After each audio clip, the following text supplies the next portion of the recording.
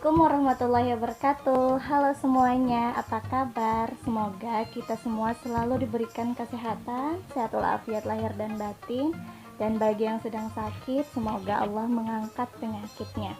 Oke, hari ini di konten kelompok 125 KKN DRUN Antasari Banjarmasin, kita akan melakukan tanya jawab Q&A. Tapi di sini kita tanya jawabnya ringan aja ya. Oke, tema kita hari ini kita mengambil tema tentang salah satu kesenian yang ada di Kalimantan Selatan, yaitu kesenian Madihin. Mungkin kalian yang ada di Kalimantan Selatan sudah tahu apa itu Madihin dan apa manfaatnya gitu ya. Tapi mungkin ada juga yang belum tahu mengenai Madihin ini seperti apa begitu. Nah, untuk itu kita hari ini menghadirkan salah satu narasumber yang juga merupakan pelaku Madihin, supaya kita bisa dapat mengambil pelajaran apa sih itu Madihin dan kita bisa mengambil ilmu dari beliau juga. Oke, kita perkenalkan dulu. Beliau adalah Ghazali Rahman atau yang sering dikenal dengan sebutan Ghazali Rumi. Di sosmed juga banyak yang memanggil Amang Rosi, begitu ya. Dan saya sendiri Nur Latifah, dan ya kami kakak adik, jadi kami serumah. Jadi social distancing itu memang perlu, tapi di sini kami serumah, jadi kami santai-santai aja ya. Oke, kita mulai Q&A. Yang pertama, apa itu Madihin, A? Ya, terima kasih. Jadi mengenai Madihin, pengertian Madihin itu berasal dari bahasa Arab. Asal katanya adalah madah. Madah itu kalau bahasa Banjar itu papadah. Nah, jadi artinya itu bisa nasihat, bisa pujian. Nah, itu adalah pengertian dari segi bahasa. Dari segi istilah, Madihin itu adalah seni tutur lisan khas Kalimantan Selatan, sejenis pantun berkait, sejenis puisi rakyat anonim yang dibawakan dengan cara dilisankan menggunakan alat musik tradisional itu yang disebut tarbang. Dan membawakannya itu dilantunkan dengan irama khas Madihin, dan disamakan rima akhirnya seperti an.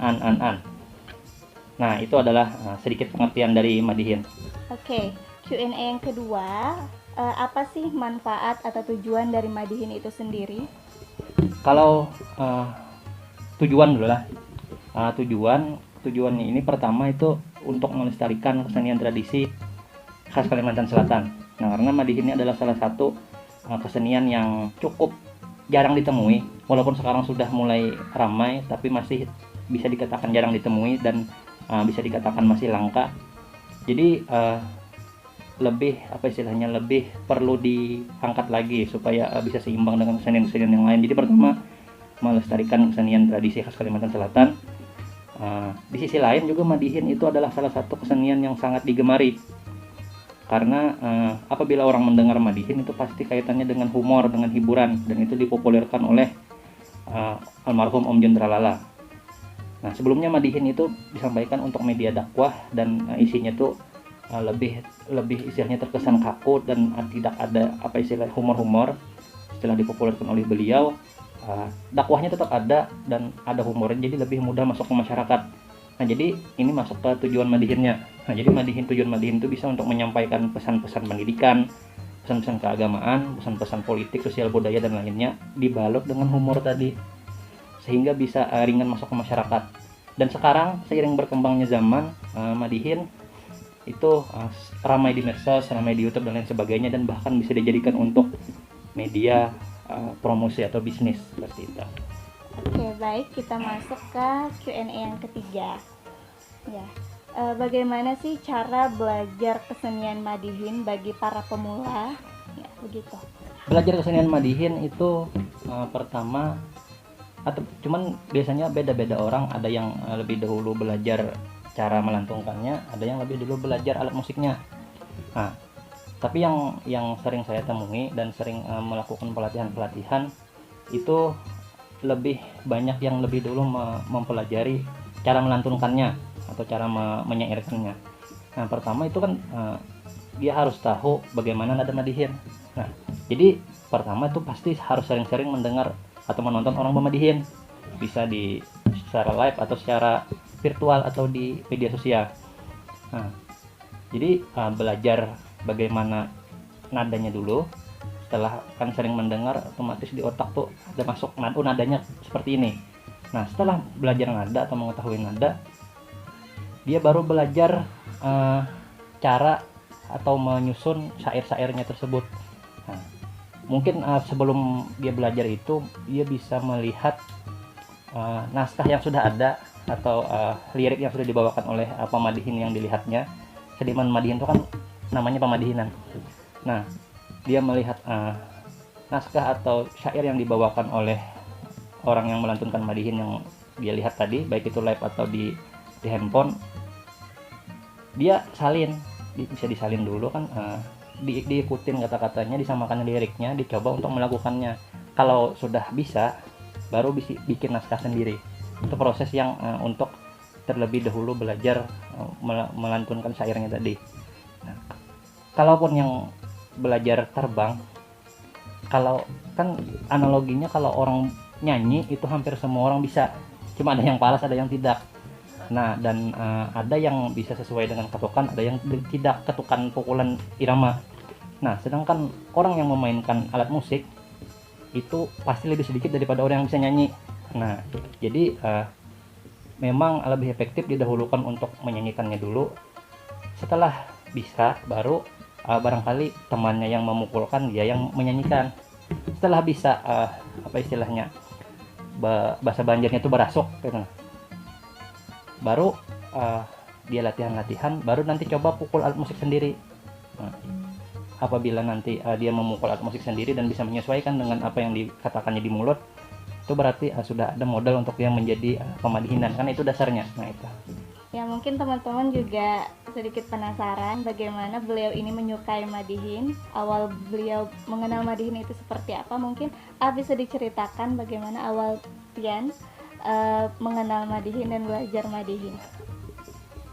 Awal mengenal madihin itu dulu di radio. Dulu tuh masih almarhum Om Juntra aktif di radio. Juga ada Pak Anang Syahrani, itu dari Banjarmasin juga. Jadi terinspirasi dari sana. Dan dulu kan di rumah cuma ada radio, dan yang sering membuka radio itu adalah almarhum kakek dari ibu. Nah, beliau sering memutar madihin karena beliau suka. Di situ juga saya ikut tertarik dan akhirnya sampai sekarang menggelutinya. Mungkin di akhir video ini kita meminta Al-Ghazali untuk membawakan sebuah madihin yang bertemakan toleransi beragama. Assalamualaikum, ini salam pembuka yang mendengarkan madihin sani budaya.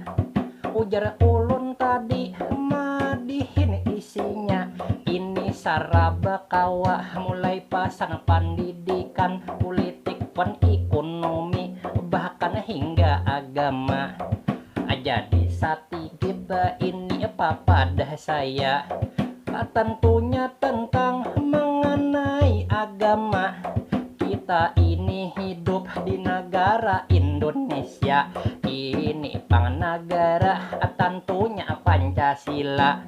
Tentang perbedaan tentu kita ini harus menerima. Jadi toleransi ini sangat utama.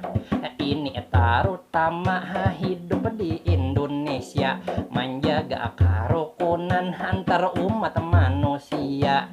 Di Indonesia agamanya ada 5, Islam, Kristen, Katolik, juga Protestan, Hindu lawan Buddha.